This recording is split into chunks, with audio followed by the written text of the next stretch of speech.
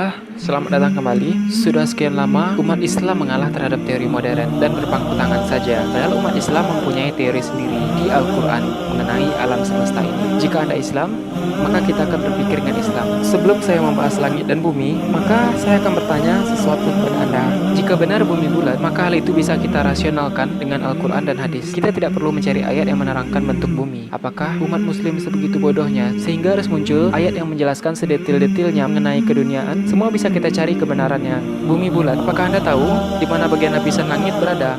Karena Nabi berkata, jarak antara bumi dengan langit pertama ialah 500 tahun perjalanan dengan unta.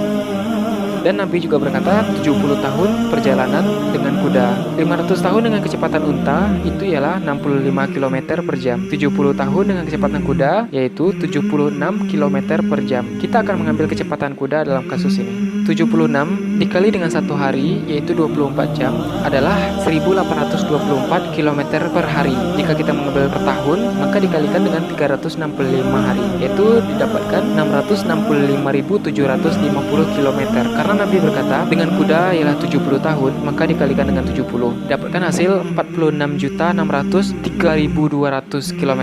Dan ini, apakah Anda mengetahui, jika sudah menempuh jarak seperti ini, maka kata Nabi, kita akan sampai pada tempat tinggal Nabi Adam, yaitu langit pertama. Baik, Anda tahu di mana bagian atas dan di mana bagian bawah jika bumi bulat? Baik, kita akan coba jika Anda mengatakan bahwa bagian atas yaitu berada di atas kutub utara. Kita akan mengambil garis lurus di atas kutub utara. Maka sesuai dengan hadis Nabi mengatakan bahwa Nabi berada di Arab, maka pandangannya menghadap langit vertikal. Setelah dilihat dalam bumi bola, bentuk yang vertikal itu rupanya berada pada sisi pinggir bola. Maka itulah langit sejajar, karena tidak mungkin langit ditarik mereng, sehingga harus dipaksakan menghadap ke atas. Karena sejatinya langit berada di atas Nabi Muhammad. Oke, sejauh ini jelas. Jika ditarik garis lurus, maka langit yang sejajar di atas kepala di dalam bumi itu berjarak 46.600.000. Dan diketahui bahwa jarak dari bumi dengan matahari ialah 150 juta. Di sini bisa kita lihat lebih besar jarak matahari dibandingkan dengan jarak bumi ke langit. Anda bisa bayangkan sendiri. Nah, sekarang kita sudah mengetahui jarak langit dan bagaimana ukuran besar langit dibandingkan dengan ukuran matahari. Serta langit dari 1 sampai 7 itu masih kecil dibandingkan dengan matahari.